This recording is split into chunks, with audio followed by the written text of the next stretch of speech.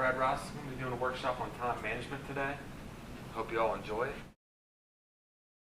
If you have any questions, make sure you ask. Alright, time management. When I created this time management workshop, I wanted to do a different approach. I want to do an approach to where I didn't want it to be your typical do this, do that, but I wanted to understand time and how effective it can be. So the first thing I thought we should do is look at some time quotes or things that we do with our time. So in your lifetime, you will spend 7 years in the bathroom. It's a lot of time in the bathroom. 6 years eating. 5 years of waiting in line, and I'm sure some of you feel that way, just becoming FSCJ already. You will spend 3 years in meetings, 2 years playing telephone tag,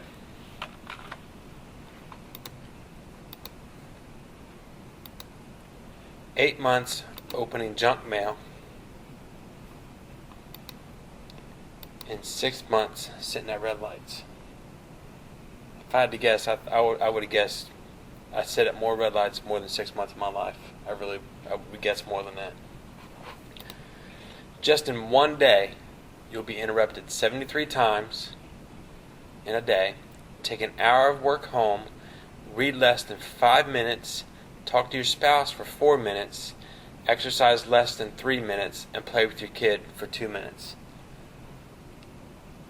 I think that almost hits my day perfect. Alright, let's play a little game. What does this mean? Time and quotes. You had to guess a quotation with time. What do you think this would be? Time flies. Time flies. That's correct. How about this one? Time saved. Dollar earned. That's one I hear a lot. It actually is. Time is money. What about this one?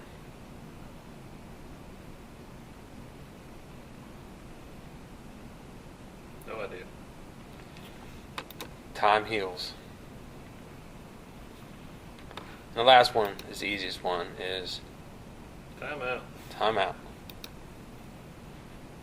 Okay. The importance of time.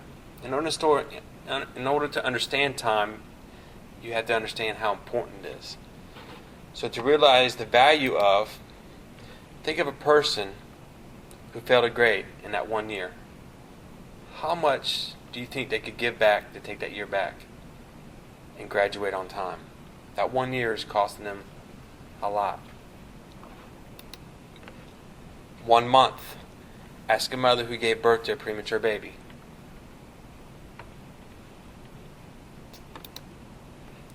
One week. Ask the editor of a newspaper. If the editor missed a week of time at the newspaper, what do you think would happen to that newspaper? I mean, we're talking newspapers, websites now. What would happen to it? It would almost kill it. It would be very hard for a newspaper to recover if the editor took a week off. 1 day. Ask a daily wage laborer with kids to feed. If that person misses 1 day work, that might be their food for the week.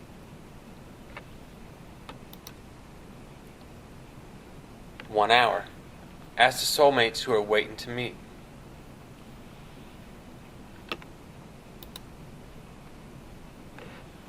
1 minute. Ask a person who missed their flight.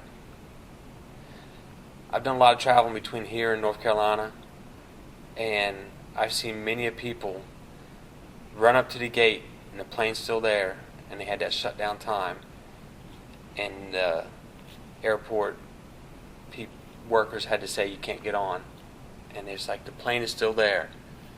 But if you walked up to that individual right after that and asked them how important that minute was, they'd probably tell you it was pretty important. 1 second, ask a person who just avoided an accident. I know I've said that quite a few times. If it would have been another second, I could have hit that car in front of me.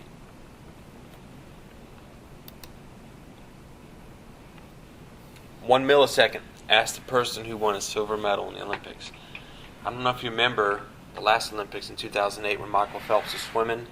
He was getting beat, and that guy who thought had won came up and was ecstatic. And then when he looked up and saw that he had second place, his face just said it all. He was just, you would think he had lost everything he had. Time is a non-renewable resource. Once it's gone, it's gone. You'll never see this moment again. And that's a very true statement. Once it happens, it's gone. It's in the past. And a lot of times you can't get that time back. You can't make up for it. Okay, at this time I want you to do a self-assessment. Make a list of what you did in the last 24 hours in order with the amount of time spent in each. Include sleeping, driving time, showering, working, everything. Try to account for every single minute in that 24-hour period. I'm assuming you would pause for a little bit here. Yeah, I can say stop the video or whatever. Alright, this is what I want you to discuss internally. If you're watching this online, you need to really take heed to this and think about this. Does the total equal 24 hours? How do you feel about how you spent your time? Was it productive? Was it non-productive? Did you get a lot accomplished? Was it a lot of little things? Did you get your major things accomplished? These are some of the questions you need to be asking yourself. And more importantly, what did you not get accomplished? Okay, strategies for managing time more effectively. Identify your priorities. Make a list. I'm not a list person, but the older I get, I have to make a list to make sure I remember my priorities. It's one of those things that it's easy to check off. Once you get it done, it's able to see what's important to do and what's not important to do. Make sure you identify your fixed time, your work schedule, your commitments, time with the family, your classes, how long it takes to drive somewhere. Don't forget your homework, your tests, and your assignments. Identify these times, and these are high priorities for you. Okay, now what I would like for you to do is, I want you to prioritize the list of these daily tasks. A list meaning important, the most priority. B list, kind of in the middle. And C list, the least important. As you can see, there's a list there, like on the first line it says buy laundry detergent. When you're making your list, just put the underlined word in the A list, B list, or C list. So if I was doing this one, I would put detergent under the C list. And the second one would be write an 8-page essay for English. Would I put that underneath the A or B? All right, take some time to go over this.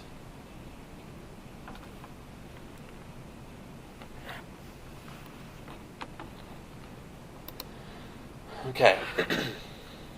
Are you working your A's off, or do you have C fever? Now this is what I identified as my A list. Midterm test that counts for 50% of a grade. And also write an 8-page essay for English. As you can see, I did prioritize even within my A list. The midterm was more important than the 8-page essay for me.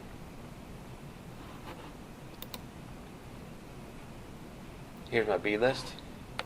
Prepare for a quiz in biology, schedule an appointment with a professor, and complete a journal entry.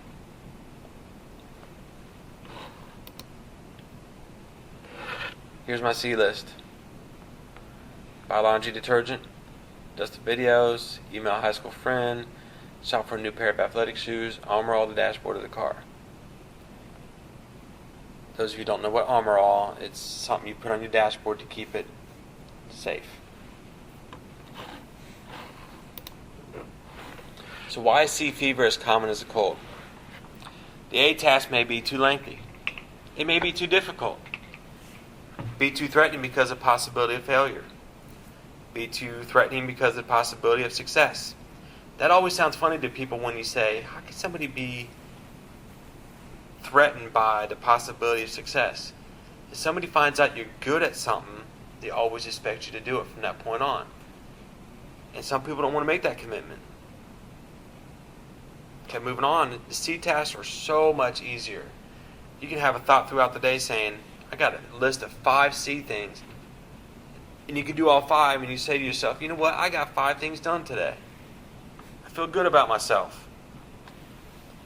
But in the end, you still didn't get the important things done. Get a planner. Make a schedule. Identify, estimate time needed, and place in schedule flexible commitments. Sleep, meals, study time. If possible, study at the same time each day.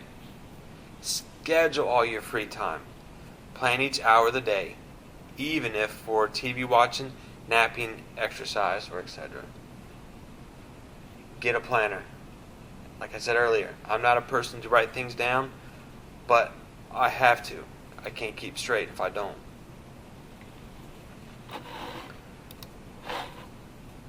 More strategies. Know yourself. Are you a morning person, afternoon, or evening person? I do a lot within the ASC here at South Campus. I see a lot of students walking into class 20, 30, 40, 50 minutes late.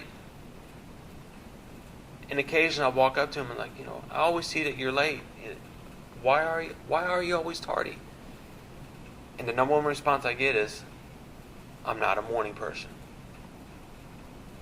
And my response to them is, then why would you schedule a class in the morning? If that's not who you are, if that's not when you're going to shine, then don't schedule a class then. Don't study then. Know yourself. Schedule your relaxation time. If you don't, you will take it somehow. You will cheat and be like, you know what? I don't want to do that right now. I'm going to take it. Schedule it in. And be aware of time. Everybody carries a cell phone around now. Everybody should know what time it is. When you're on campus, every room has a clock. And people still do wear watches. So there's no reason why people don't know what time it is. If you got an hour to be here for an hour, move on to your next thing. Why wait? There's no time like the present. Don't procrastinate.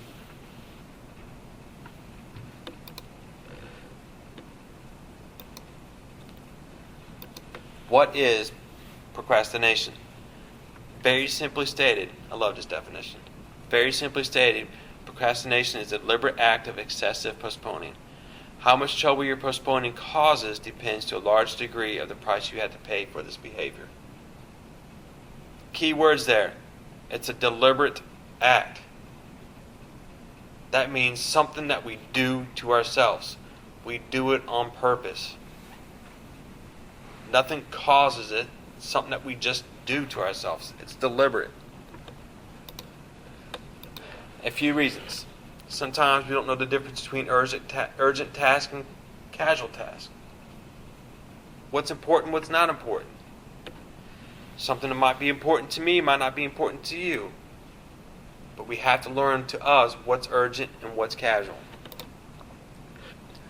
Comfortable in doing tasks you know you're capable of completing. I'm going to always do the ones I think are easy and take care of. I'm comfortable in that. I know I can get it done. It's done. No one likes to fail. And of all the years I've been in education, it's been a long time, I've never met somebody that walked up to me and said, "Hi, my name is John. I like to fail." No one likes to fail. Waiting for the right mood or time. Is there ever the right mood or time to write an 8-page essay for English class? Probably not. But you got to do it. So you might as well get in there and get it done. Confusion. Students might not know or unsure about the task. They don't know how to start it or how to do it in the middle or to complete it. So that instead of asking questions on a confusion, they just won't do it. Well, that didn't get anywhere. And perfectionism. There's some people out there, I got an older brother who's like this. He will not do something unless he can do it perfect. I'll give you an example. When we were younger, I got on my bike.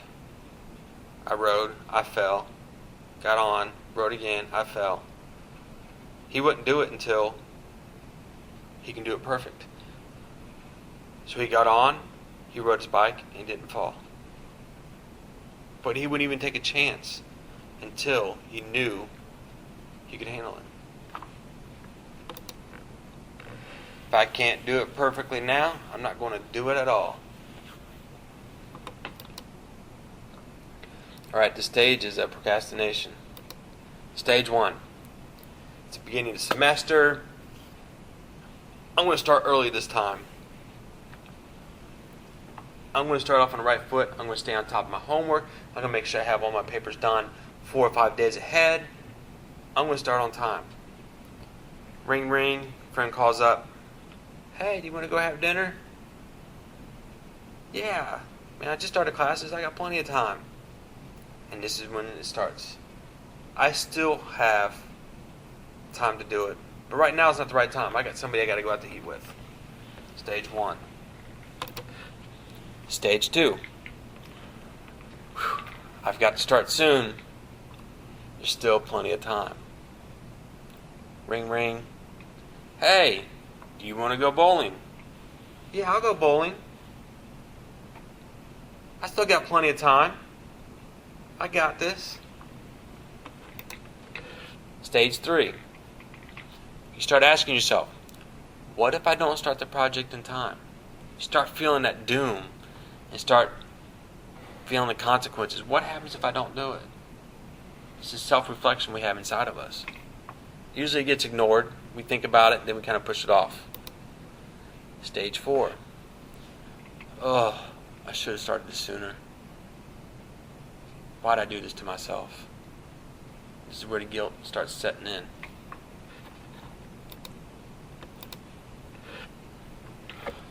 Stage 5. I'm studying for this quiz. I've completed all my homework. I'm feeling good. I got a lot accomplished. But I still haven't finished a major project for the semester. Hey, but at least I got something done. Stage 6. I can never enjoy going out with friends. The procrastinator tries to enjoy other activities, but pending tasks keep him from relaxing and enjoying himself.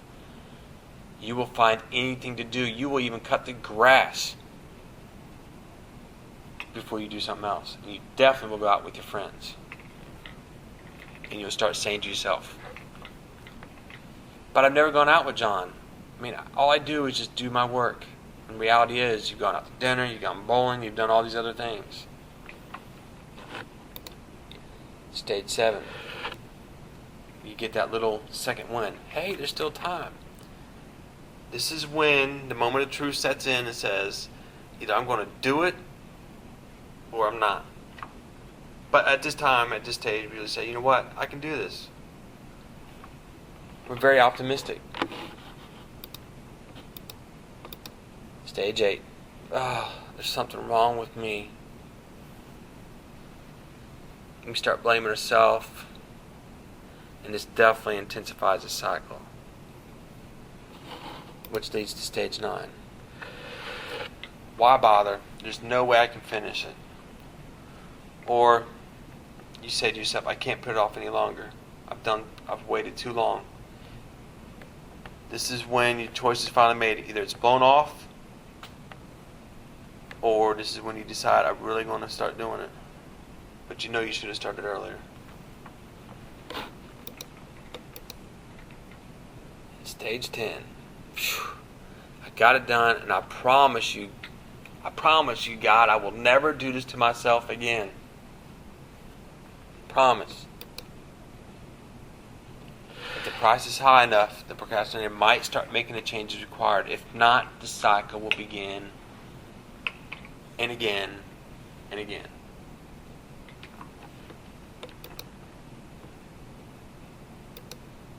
Now what? First step, admit you're a procrastinator. My name is Brad, and I am a procrastinator. That's who I am. Remember your priority list, A versus C. What has high priority and what has the C list? Low priority. Don't say yes to unimportant things. Reward yourself when you've completed a task. Do something that you enjoy.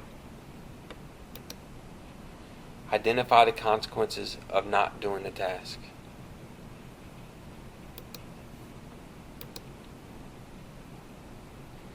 Set reasonable standards that can meet for a task. That does not mean, and what this means is that you say you're going to do your 8-page essay and you study for your midterm all in one night. That's not reasonable. Try to break it up over longer periods throughout a semester. Don't wait till the night before and try to cram. That's not reasonable. Work on tasks at the times you work best. If you're a person that works best at 3 in the morning, work on it at 3 in the morning. If you're a person that has it at 8 in the morning, work on it at 8 in the morning. Know yourself. Work on difficult and or unpleasant tasks first. Get them over with and done. And then you can enjoy the rest of your day. Work on tasks you find easier after you complete a difficult task. Take breaks when working on tasks so that you do not wear down. It's not a good idea to sit there for 8 hours and study for something without taking a break. Your brain will be on overload. It will completely shut down. I've seen it happen numerous times. So get over it and just do it. Thanks. Thanks for coming today. Hope you enjoyed the time management workshop. If you have any questions, please let me know. You can contact me at brad.ross@fscj.edu.